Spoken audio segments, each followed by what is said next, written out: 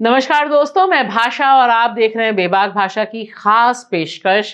आज मैं आपकी मुलाकात करवाने जा रही हूँ एक ऐसी शख्स से जिन्होंने नृत्य की दुनिया में यानी डांस की दुनिया में अलग अलग एक्सपेरिमेंट्स जो हो रहे हैं उनके बारे में जितनी चिंता है, साथ ही साथ डांस और समाज किस तरह से किस दिशा में बढ़ रहा है, इस पर भी बहुत तीखे और सघन विचार हैं। पूर्वा धनश्री, आपका स्वागत है बेबाक भाषा में। हमें बहुत खुशी है कि भरतनाट्यम डांसर, विलासनी नाट्यम डांसर, दोनों के तौर पर आपने एक लंबी जो लड़ाई चल रही है नृत्य के भीतर, उसमें आपने अपने कदम मजबूती से जमाए हुए हैं। तो सबसे पहले मैं आपसे जानना चाहूँगी कि इतनी कम उम्र में दो दो जो डांस के फॉर्म्स हैं, भरतनाट्यम सबने सुना है, लेकिन यह विलासनी नाट्यम क्या है? तो सबसे पहले आपके परिचय से भी पहले आप जिस विधा में डांस कर रही हैं वह क्या है? विलासिनी नाट्यम तेलुगु देवदासियों की कला है। ये नाम विलासिनी नाट्यम मिला इस कला को 1995 में, उसके आसपास। अब आप बोलेंगे कि नाम बदलने की ज़रूरत क्यों पड़ी? क्योंकि पहले इस कला को दासी आटम, आटम का मतलब है डांस जी। थिएटर, जैसे मोहिनी आटम है। तो पहले इसको दासी आटम, भोगम आटम, सानी आटम के नाम से जाना जाता था, लेकिन तेलुगु प्रांत में दासी, भोगम, सानी जो है, आप भी जानते हैं, सोशियोलॉजी की स्टूडेंट हैं, कि कैसे एक शब्द सोशियोलॉजिकली कैसे उसके मतलब बदलते रहते हैं, जैसे देवदासी के साथ हुआ था। तो भोग का मतलब है टू एंजॉय, तो इसलिए भोगम बोला जाता था इनको।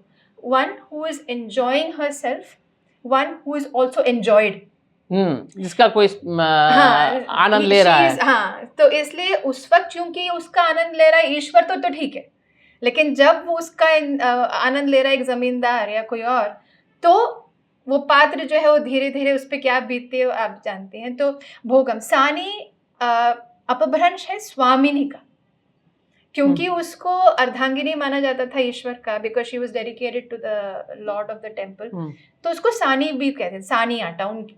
तो लेकिन सानी भी धीरे धीरे उस शब्द को ठीक ढंग से नहीं देखा गया, इसलिए ये ज़रूरत पड़ी कि उस डांस फॉर्म को हम कोई और नाम दें। तो जैसा कि हम बात कर रहे थे कि देवदासी कला में रिसर्च पहले से हो रहा था, स्वप्ना जी के से भी पहले। तो पहली चीज की विलासनी नाट्यम देवदासी जो नृत्य करती हैं, करती रही हैं, तेलुगु देवदासी, उस परंपरा को और ज्यादा मांझ कर आगे बढ़ाया हुआ एक फॉर्म है डांस का। हाँ, लेकिन विलासिनी क्यों? क्योंकि इन देवदासियों को विद्या विलासिनी बोला जाता था, तो उनकी कला। और ललिता सहस्त्रनाम में देवी के 1000 नामों में से विलासिनी भी एक नाम है। तो मैं नहीं कह रही कि वो एक्सेप्टेबिलिटी के लिए किया गया, लेकिन चूंकि उनको विद्या विलासिनी बोलते ही थे, और उनकी जो कला है, आप जब देखेंगे इस कला को, तो बहुत ही लिरिकल, बहुत ही ग्रेसफुल, तो बहुत ही विलास से पूर्ण कला है। तो उसके आर्टिस्टिक एस्थेटिक्स को भी दिमाग में रखे ये नाम चुना गया। जी, तो आप कब से विलासनी नाट्यम कर रही हैं, और इसका जो देवदासी कनेक्ट है, क्या आज की तारीख में जो क्लासिकल डांस है, क्योंकि क्लासिकल डांस में एक कुछ पैटर्न्स रहे हैं, डांस के अलग अलग जो फॉर्म्स रहे हैं, उसमें अब स्वीकार्यता कितनी है? क्योंकि देवदासी और देवदासी परंपरा से जुड़ा होना, उसका डांस होना, यह सारी चीज़ें एक काफ़ी टैबूज के साथ देखी जाती रही हैं। जी, पहले मैं दूसरे प्रश्न का उत्तर दूंगी कि अभी विलासिनी नाट्यम बाकी जो, अच्छा, हम एज डांसर्स अभी इस पूरे क्लासिकल वर्सेस फोक वाले डिबेट को क्वेश्चन कर रहे हैं, क्योंकि क्लासिकल वर्ड हम पहले यूज ही नहीं करते थे, और ये वहाँ पे भी एक, इसमें कास्टिज्म तो नहीं कहूँगी, लेकिन हायरार्की है जो हम कलाकारों को बिल्कुल अच्छी नहीं लगती। लेकिन ये स्कीम्स को लेके या फाइनेंसेस को लेके या अवार्ड्स को लेके या फिर स्टेटस को लेके भी एक डिवाइड आ गया है कला की जगत में, folk versus classical, it is very wrong. क्योंकि अगर हम किसी भी कला के हिस्ट्री में जाएं, हमेशा दोनों का इंटरेक्शन रहा है। कभी भी ये नहीं बोल सकते कि क्लासिकल ने फोक आर्टिस्ट को नहीं देखा, या फोक आर्टिस्ट ने क्लासिकल आर्टिस्ट से नहीं डायलॉग किया, ये हमेशा साथ में चला है। तो इसमें जो बाइफर्केशन आ गया, वो ही अपने आप में गलत चीज़ है, जिस पे हम कभी और बात करेंगे। लेकिन अगर हम सिर्फ क्लासिकल आर्ट्स को ले रहे हैं तो विलासिनी नाट्यम को अभी तक वो सो कॉल्ड रिकॉग्निशन, वो गवर्नमेंट का ठप्पा नहीं मिला है। तो अगर आप किसी भी टेक्स्ट बुक में देखेंगे तो विलासी का नाम नहीं है, ग्रेडेशन नहीं है हमारा दूरदर्शन में, आईसीसीआर में ग्रेडेशन नहीं है, स्कॉलरशिप्स हमें नहीं मिलते जब फेस्टिवल्स होते हैं। लेकिन कलाकारों ने इसको बहुत एम्ब्रेस किया है। वहीं बात आ जाती है कि कैसे एक कला को एक गवर्नमेंट सेक्टर देखता है या फिर कला जगत देखता है।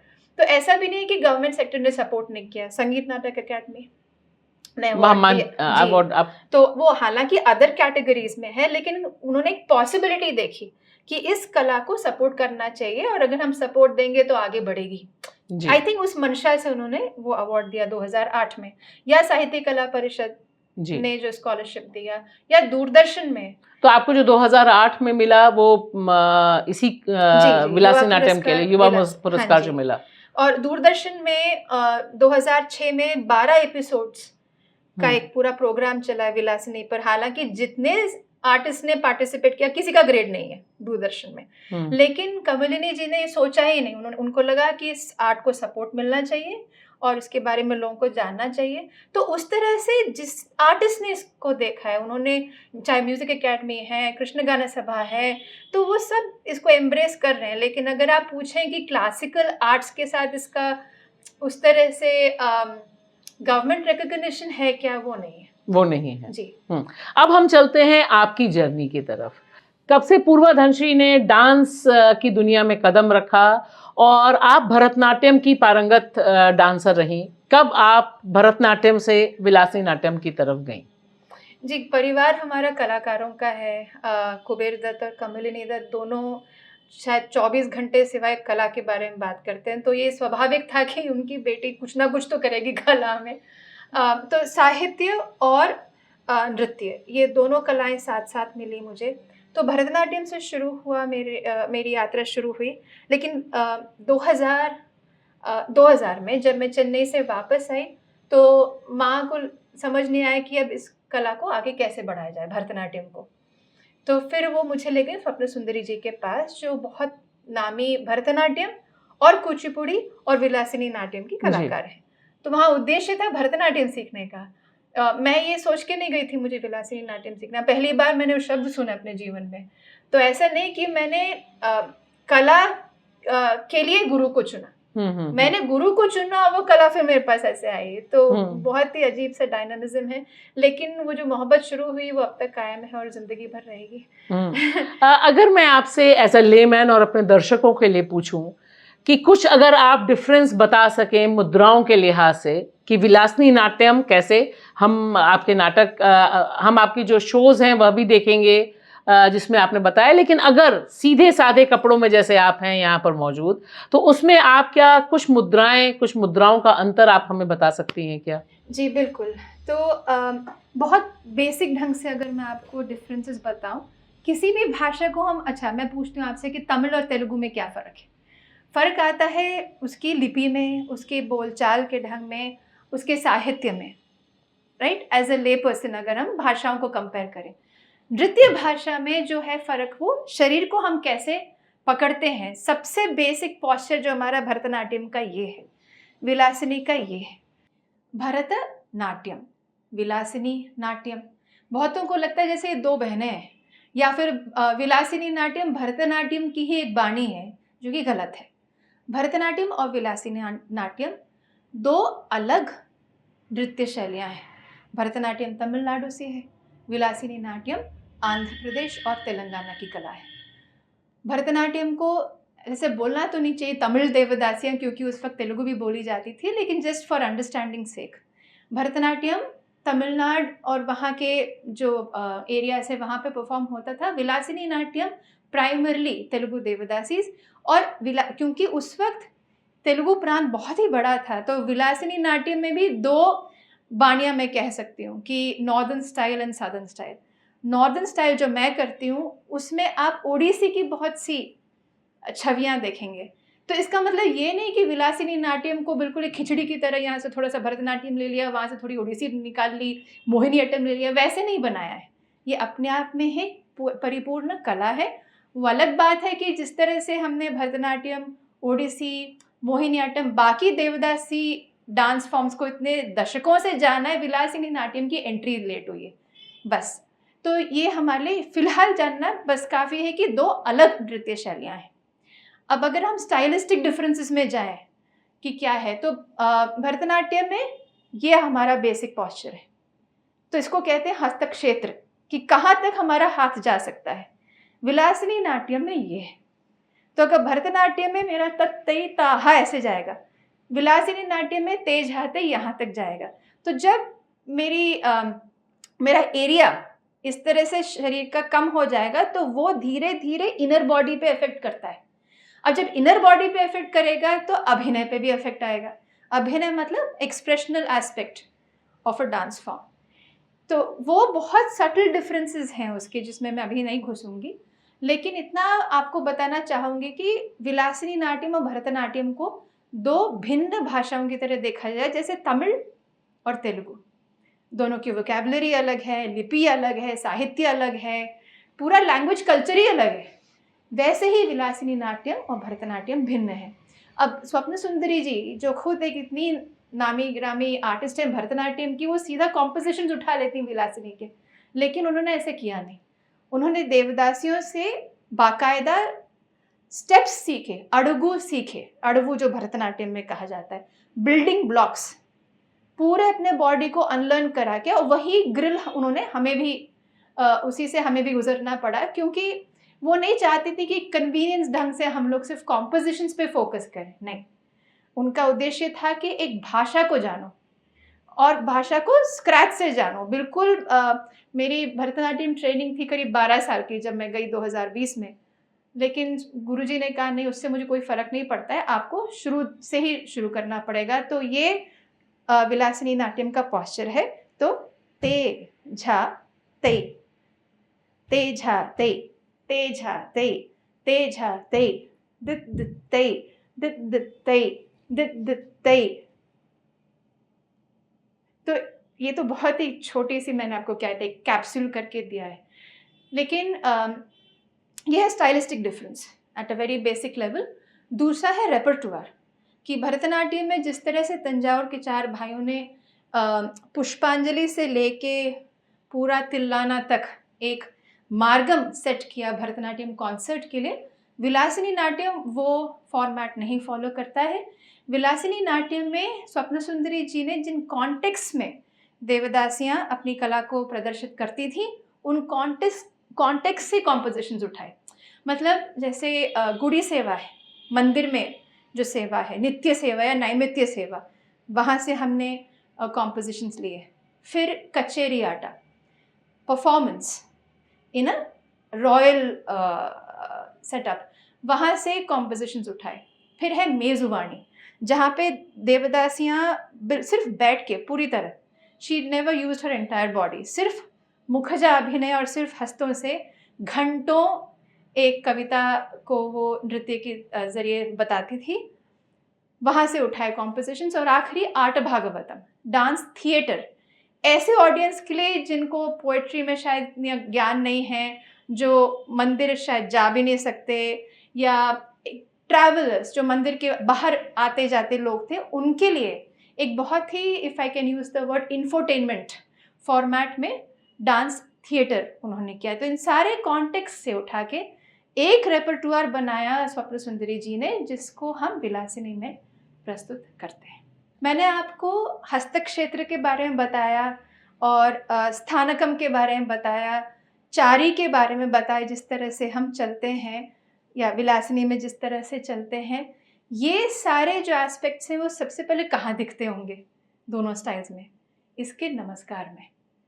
तो जब भरतनाट्यम में जब मैं बच्चों को सिखाती हूँ, ये है मुद्रा, ऐसे खड़े होते हैं, पीठ बिल्कुल सीधी और पैर बिल्कुल साथ में, बॉडी इज स्ट्रेट, ता कर दे मी, ता कर जो नो, ता कर दे मी, ता कर जो नो ता।